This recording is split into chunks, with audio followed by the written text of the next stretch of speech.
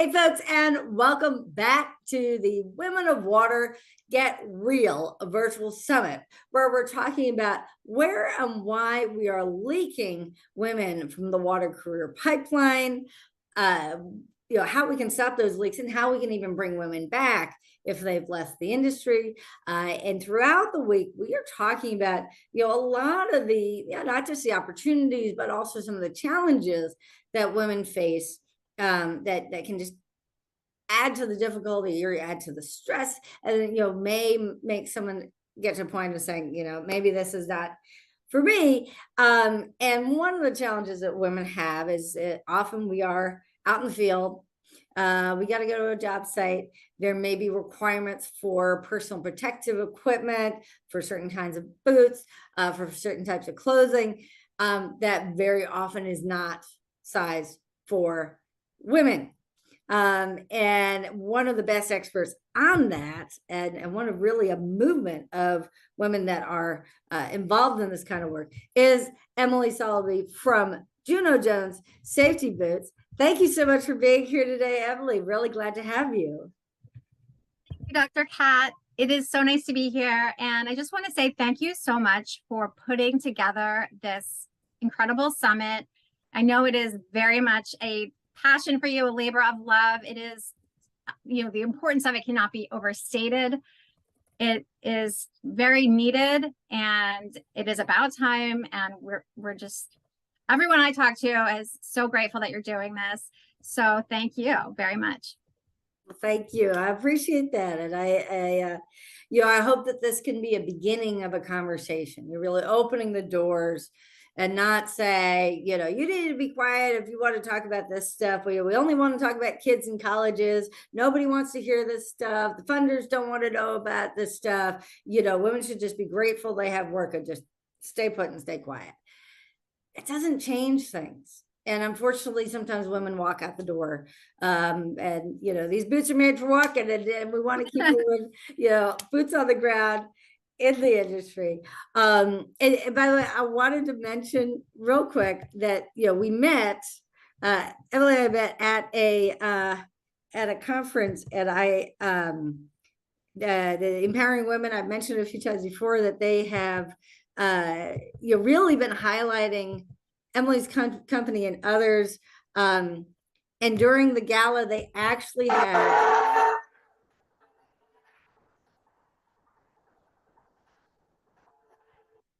had a fashion show where you could see women modeling, stuff that would actually fitted for women. And I don't know if you're seeing any of your boots in that particular row of women. Yes, they're in your boots. Definitely. Yeah, and I've even heard about your boots in, another one of our interviews. Somebody was talking about how, she was at a conference. There was a woman in these like hot red boots. Love hearing that. What do you call those? Those are cherry bombs. Cherry bombs.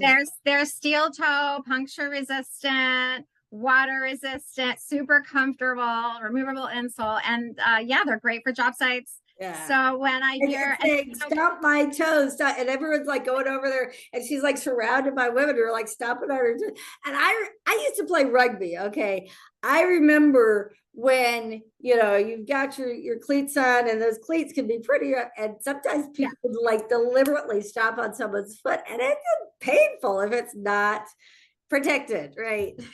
You still want to take care of your boots. Right. I don't know if I encourage being mean to your boots, but yes, they will definitely protect your feet. Those steel toes will protect against stomping. Yes, and things falling on them, and things that can happen in a job site. So give us the backstory. How did you get started? How did you come up with this idea? What was, how did you get into this and become aware of this need? Well, so if you want the backstory, I've always been a boot person. I never really even own any kind of shoes other than boots, and then in the summer sandals, and to work out sneakers, but I'm just a boot girl. So I've always loved them and been known for them. And when I when I was in college, I started taking shoemaking classes as a hobby. And so I've made shoes by hand over the years. Is that cobbler? Yeah. Yeah. Yeah. It isn't just for peaches, Peach cobbler is delicious, but no, this is shoe cobbling. Yeah, making them by hand. Learning the process, learning, what works, what doesn't, the materials, the terminology, just for fun and just because it's something I've always been passionate about. But my career was as a lawyer. So I was working as a domestic violence victim advocate as a lawyer, representing women and families in all kinds of different divorce cases and child custody cases. And like I mentioned, domestic violence. And that was for legal services. So it was a nonprofit organization that I worked for. But after doing that for a while, my husband and I decided to make a change and take over a company, a family business. And it was a small mom and pop truck driving school in Harrisburg, PA. So we took that over and we built it into more of a larger company, a national brand with a wider reach. And we have been doing that now for, I lost count. I used to say over 10 years, but I think I have to start saying almost 15 years now that we've been doing that. And it was during my time out in the field with the trucks, with the heavy equipment. And then I'd have to go from there to a client meeting or a dinner. And I realized, there was nothing on the market at all that I could find that suited my needs, protected my feet, looked good with what I was wearing and was comfortable and actually fit me.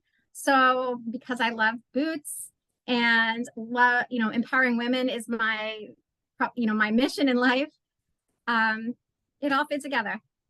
Very nice, very nice. And did you guys bootstrap as a boot company? Did you? Oh yeah. Oh yeah. We bootstrap. We have been bootstrapping Juno Jones since we launched. We launched. That means no outside investors. Just I guess you had the money from your trucking company, so it's not like you had no income at all. You could just have something to invest in it and try to get it up off the ground, develop your customers, develop your brand. Well, we keep the two companies separate. When we launched Juno Jones, we did so with a Kickstarter. And if you're not familiar with Kickstarter, I know everyone isn't familiar with it. It is an online platform where founders or inventors or designers can go online and describe what they would like to make. And people can back the project with money by, it's like a pre-order. They can pre-order the item. So we launched that on Kickstarter, the Juno Jones Medi Boot, steel toe Medi Boot on Kickstarter in February of 2020. Interesting time of year, or interesting time of COVID. You were noticing that, yeah. Yes. So 2020 we launched, and then we funded in 29 hours. So we immediately funded on the first day. So we didn't really get hit with the COVID problem, although COVID did really come forth in the middle of our campaign because it's a month-long campaign. So it did affect our supply chain and everything, but it did not affect the launch. Well, and that's a big deal, and it's still a big deal now. Some of the supply chain issues that have continued to propagate from COVID, but certainly in the beginning, if people can't go to the factories, they can't work on the boots. If you can't get the supplies, you can't get to the boots. I mean, so did that really slow things down, or how long did it take to actually get your first boots out? It was supposed to take 6 months. It ended up taking 1 year. Our factory completely shut down, and we fully supported them in that because obviously we wanted to keep everyone safe. It's a small family-run factory in León, Mexico. It's 4th generation boot makers. Everyone that works there is like family. They're, it's a beautiful place to be.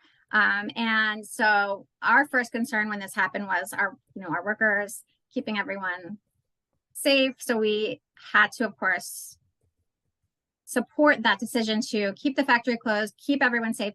But the great thing about it is our backers, our customers, no one complained.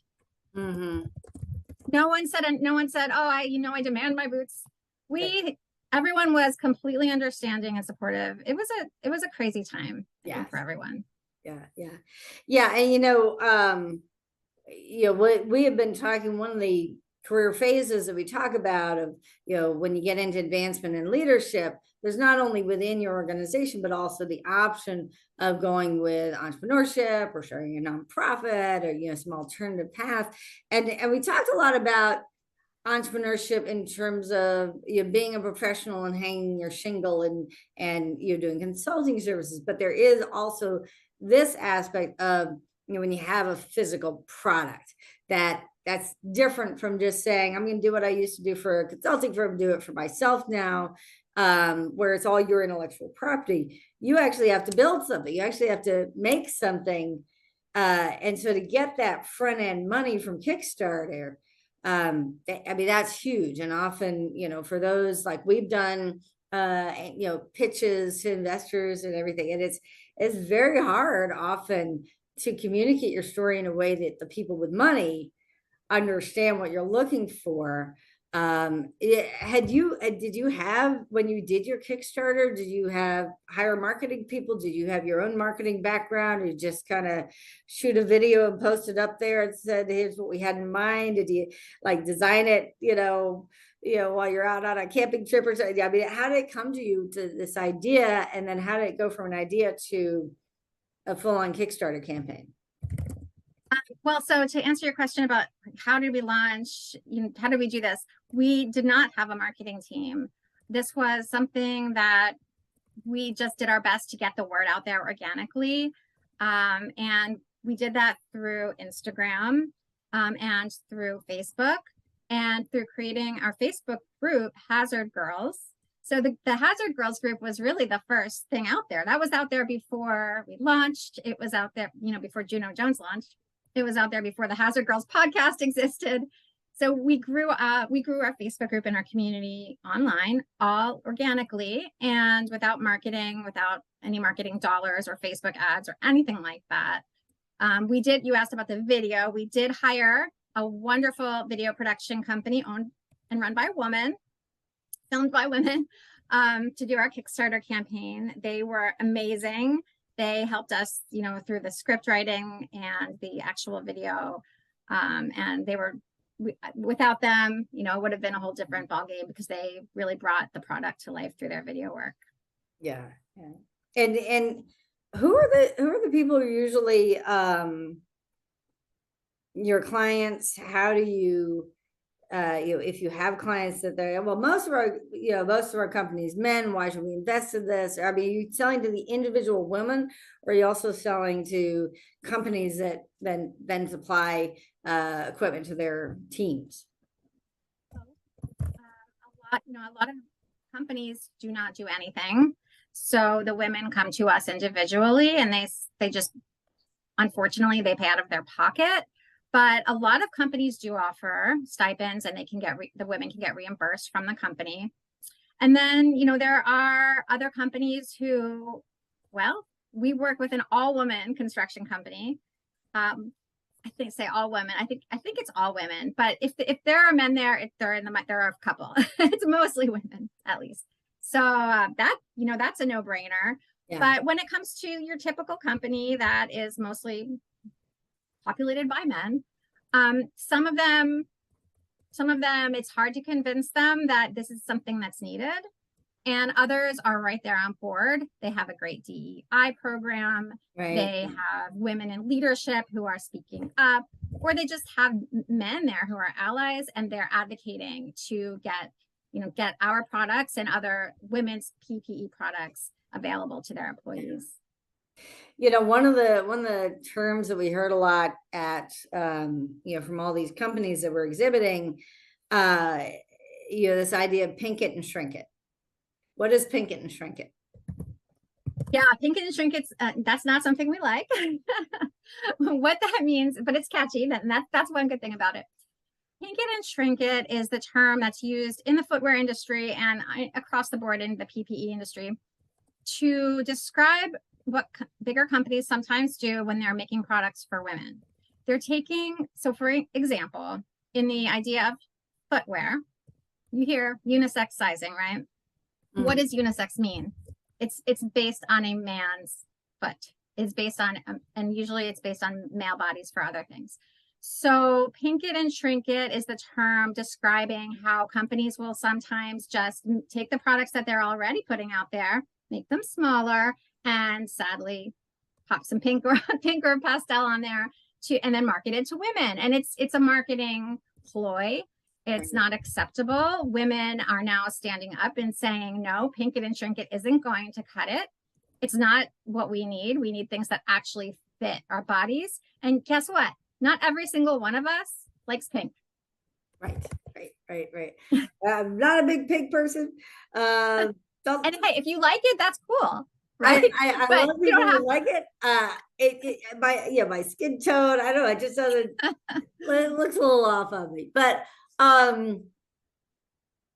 yeah, and when we're, there's also issues around around safety, right? If you've got a boot that your foot is moving around in, or if you've got we had an operator that we interviewed, and she showed a picture of herself in a uniform, and the strap that was supposed to be here was like down around her waist because it was not cut for a woman's body. I mean, what are some of the safety concerns if you have something that is ill-fitting because it's not cut for women?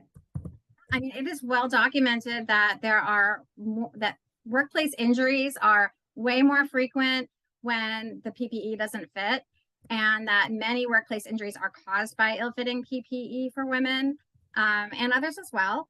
But yeah, it's extremely dangerous. For safety vests, I think it's Amy Rusa, the founder of the Safety Rack, who talks about, for her, she was wearing a large vest and it got caught in something, and that was sort of her wake-up call. And this happens unfortunately every day, where women are stuck wearing things that are just handed out to them when they get to the job site and it's not fitting them. Yeah. I mean, I know when I started, I was with an environmental consulting firm. We did a lot of underground storage tank removals and hazardous waste sites. I got my HazWhopper 40-hour training done, and I had to find the one place in the state of Virginia, like driving way up into the mountains, that actually had boots in women's sizes. It's steel toe Red Wings. I wish I could find mine so I could hold them up, but big old clunky things, very heavy. And the steel in the toe, and yeah, that was I mean, if you need to move quickly, you need to run because something's falling over or whatever. If you need to if you're on uneven ground, how easy it is to turn an ankle or something like that, if you don't have something that fits properly. Anyone who's done any kind of hiking, I know a lot of people in the water and environmental space, they're outdoors a lot, they do a lot of hiking. You know what it's like to have good fitting boots and not good fitting boots, right? Yeah. And there are so many aspects to the problem. Safety is the biggest concern, of course, but another aspect to the issue is that it really affects women's sense of worth and sense of value in the workplace when they feel that they're not being addressed, and that the clothing and equipment and PPE is not available to them. It makes a person who's already feeling self-doubt about maybe their place in the workplace feel even more invisible and less addressed. So yeah, the counterpoint to that is when you do take the time as a company to address these needs for women, and when you do provide things that actually fit and that women are actually looking for, that they would like to wear, it makes them feel acknowledged and justified and validated in the workplace, and it gives everyone just a better sense of community and inclusion in general. Well, and there is a there is a uniform associated with different types of work, and that's one way of fitting in, is that you have that uniform. And I actually kind of got caught up in something like that when I was a manager of a mostly women team at a firm in the middle of the oil sands boom, and basically all the men had either been promoted up or hired away by the clients, and that's why they transferred me there to manage as a manager, because nobody wanted to manage the women. And there was an issue that had come up around so we had this women's affinity group, which I later found out was founded by the men because, some consultant had told them, oh, you know, yeah, did you notice that every time a woman gets to be an associate, you know, level where she could become an associate, she leaves the firm. And so, oh, well, you know, we need this, you know, kind of recruiting. And it was also sort of a way to instruct women of what to do if the principals and associates didn't like something. So there was some incident where, I don't know, some admin assistant came in a halter top and you know, sandals at work or something, and somebody didn't like that. So they instructed the group to do a brown bag lunch on how to dress at the office, right? And yeah, they didn't have a budget. They brought in some woman from some high-end clothing store who you know, showing us, you know, stuff that's probably better for pharmaceutical sales reps and, you know, not for people out in the field, and just way priced beyond what anyone could afford anyway. And it just created a lot of tension with the younger women. And you know, and just this idea, Crazy story. you know, they didn't have role models. And I looked around and it's like the men had their uniform. It was like if they were going to meet with clients or do a presentation in a suit. If they're in the office, it's khakis and a, you know, button down, maybe a, you know, blazer, blue blazer, whatever. And the women were still dressing like grad students, and they were treated like grad students. You know, that they're in kind of the slumpy clothes and they're sitting there, you know, putting the data in the models and running the models and all this kind of stuff. And they're still dressed like grad students because there wasn't a model of what to wear. And you know, and not to be too, you know, a lot of the professional clothes is a little too sexy, a little too feminine, a little too, you know, sales rep-y, gotta, you know, like pharmaceutical sales rep kind of thing. And so I mean, it makes a difference. It makes a difference in your confidence. It makes a difference in how seriously you're taken. If the skirts are like way up, you know, on the suits, you know, you get these nice jackets and the skirts way up here, you know, and how do we ensure that we've got, you know, whether it's in the office, whether it's in the field, that for us to be taken seriously, we need the right uniform, right? Yeah, exactly. And I think a large part of that, what you're mentioning, is education. Because you mentioned the issue of you know, you're a young woman coming out of graduate school, and the clothing that you own might not be the same clothing that's appropriate in the office. And we don't all have mentors to guide us along the way, to explain to us what is acceptable in the office, what is best received for your professional level that you're striving for. And so I think the answer to, you know, there are many possible solutions, but I think part of the answer is really having mentors available to women who are women. We need male mentors also, but the more of us there are in these industries, you know, the better a chance we have of being there to be able to mentor the next generations coming in. And part of our responsibility is to share all of these things that you're talking about, because we have a lot of challenges as women. It's not, you don't just show up and do your job. Unfortunately, we have many things to navigate. And so that's a mentor is really probably the best solution for a problem like that, I would say. Right. And to have a place where you can see things like that. I mean, it was really remarkable to go to a conference where all of the exhibit booths were, well, there's wine to water, but all the other exhibit booths were, you know, around, you know, different types of attire and things that, you know, different body sizes. Not every woman is built the same. You can't just tailor to the women who are flat chested and built like a boy. You know, it's you know, back in the day, you put your hair under your hat and, you know, tried to be one of the boys. That was one of the biggest compliments, to be, yeah, she's one of the boys. And yet, you know, our body sizes are different. They change over time. I don't know how much feet change over time, but I'm sure they do. I've been standing for hours doing these interviews and thinking I need to get one of those little soft mats so I can do my stand-up desk with. But you know, and when women are pregnant and then not pregnant anymore, you know, to be able to, you know, Velcro different, you know, not have to buy a whole new outfit every few months. So yeah, I mean, I think this is something that really needs to have more attention as we're in these spaces, right? Yeah, and because the big companies they don't care as much about it because it really is a small percentage still, even though we are working really hard to grow, the populations of women in these industries. The bigger companies, they're not making a lot of money on it. It's not where they make the bulk of their money. Retailers will tell you the same thing.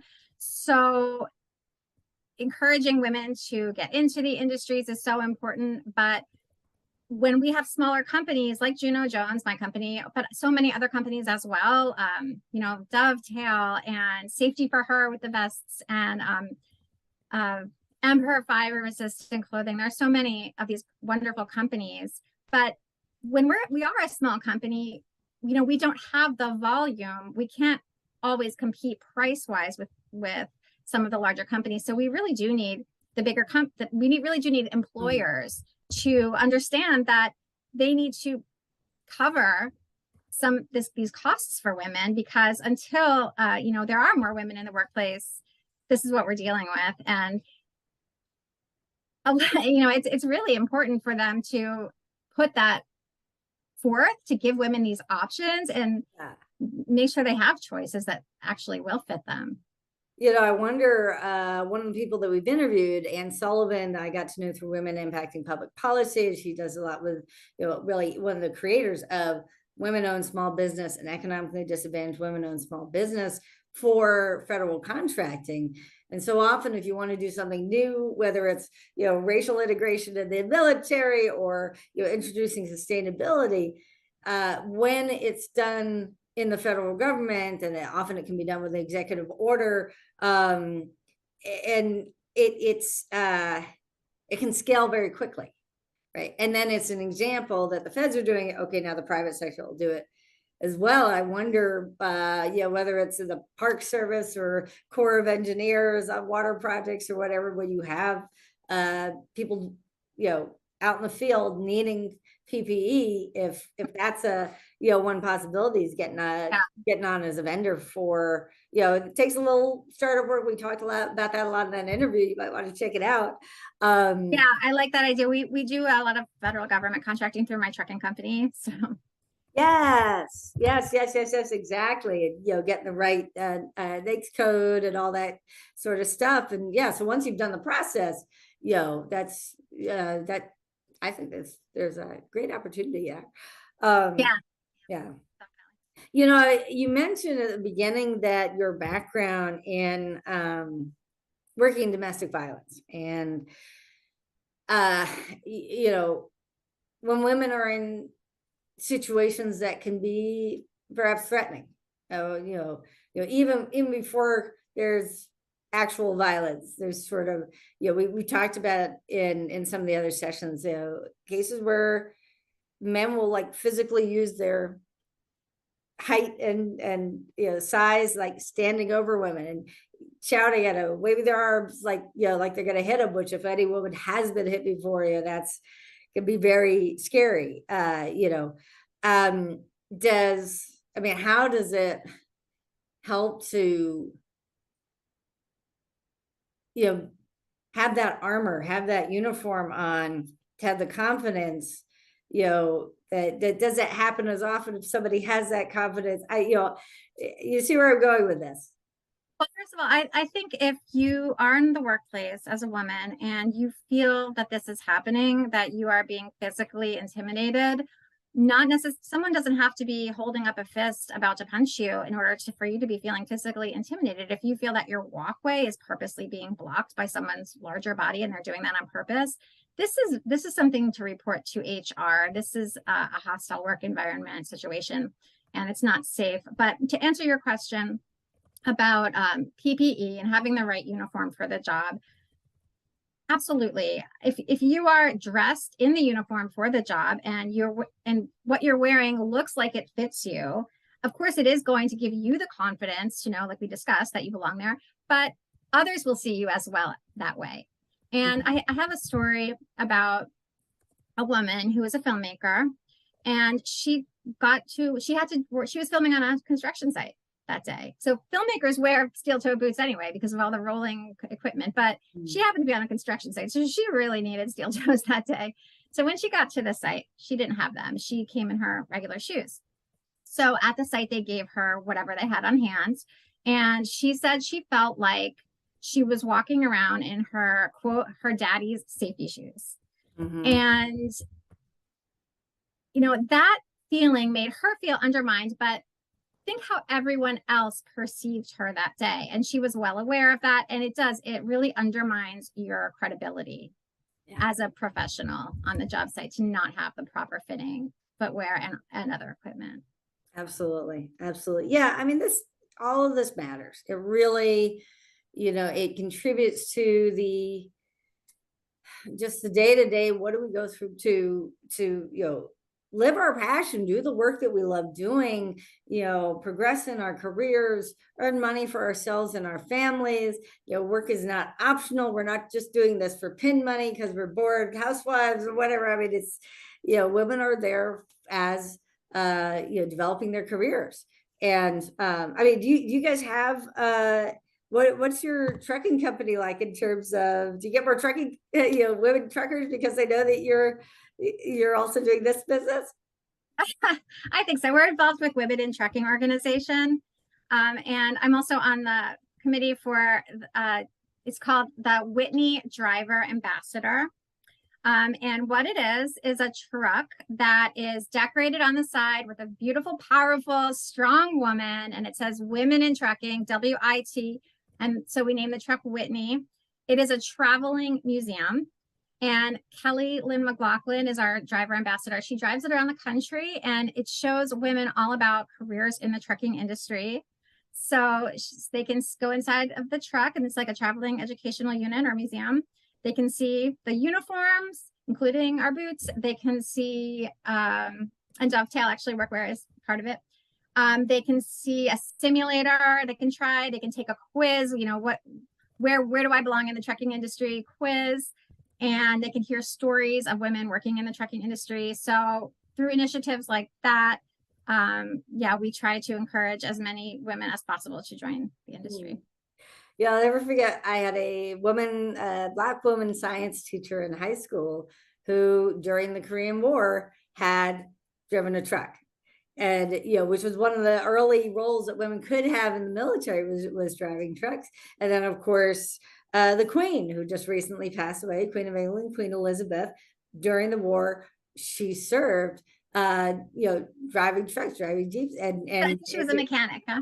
Yeah, and she actually,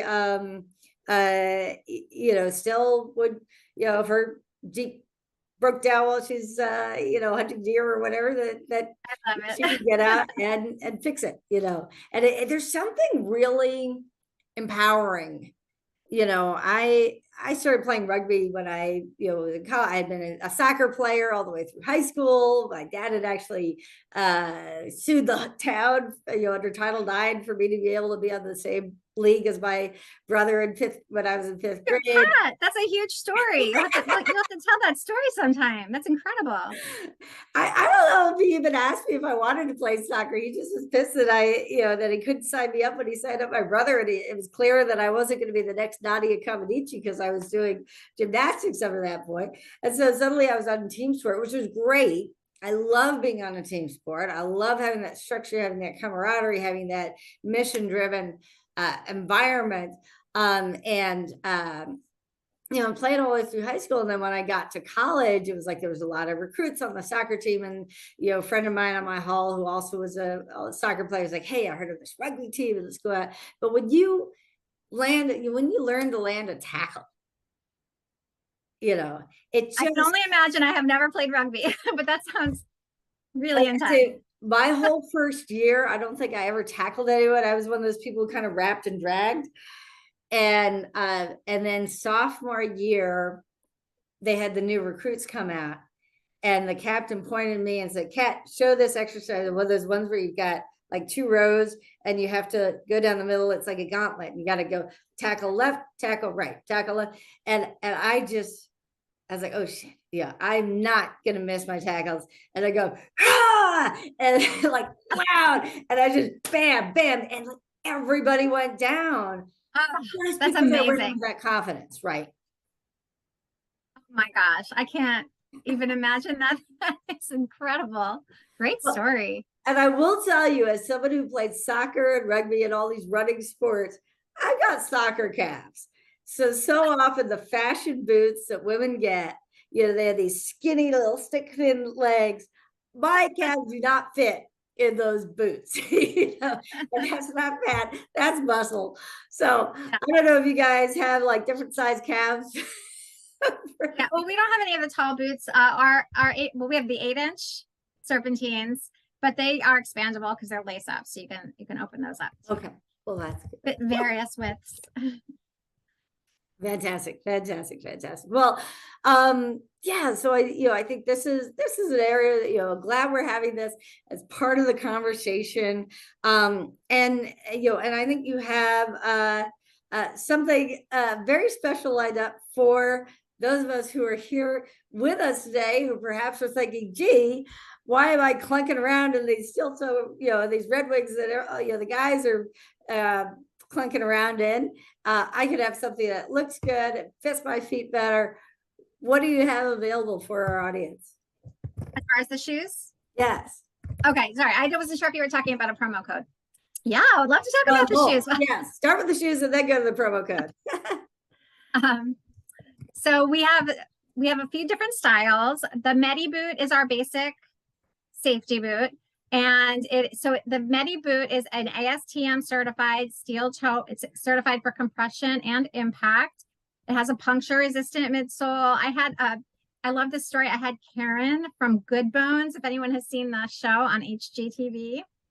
She was looking everywhere because that's what she does. She's on house sites making homes and building and stepping on nails. So she was looking for puncture resistant shoes for women, and she couldn't find any until she found us. So we were very happy to be able to protect her feet, but unfortunately before she found us, she did injure herself on a nail and in a different pair of boots. So we are so happy that won't happen again now that she found us. But yeah, so all of our boots have puncture resistance. They are water resistant. They have a removable comfort insole so that you can put in an orthotic if you need to. And they're electrical hazard certified as well. And so we have a couple different styles. The Medi boot is a basic. I guess I could grab one, but I don't know if you want me to leave the screen. That's yeah? right. Totally. Okay, sure. Hey, why not? We'll be right back. I said, let me see my boots. Hang on 1 second. We'll be right back. Don't go away. We're right here. I'm right here.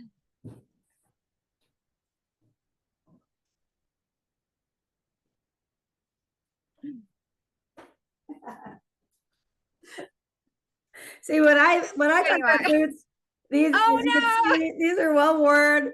Now these are not the right soccer cleats. These are soccer cleats, not because they don't have the steel toe. Wow. So good for soccer. Yes, this is the Medi boots. This is what I was telling you about. It has a reflective piece on the back pull tab. And of course they are non-slip. And then we also have the serpentine, which is our lace up. And these actually are getting delivered this week to our warehouse. So they're available now in stock. And these come in 2 colors. This is black out. The other one is brown out. And then in development, we have at least 4 more styles coming out this year. So I'm very excited to show those to everyone. I cannot reveal what they are yet, but I think everyone's going to love some different and fun options. Nice. Well, I think it's a great opportunity for people who are thinking about, wearing something that's really fitted for women, that is safe for women. What do you have in terms of a promo code, or in terms of, actually that we'll have, so on this page, and I hope you guys are down there in the chat busily typing away, and what do you think, your comments, your responses, your questions, your own experiences, but we also have space for links, which will include a promo code. What's that going to be? Okay, well, I haven't made it yet, but it's going to be water 25 for 25% off plus free shipping. Nice. That's awesome.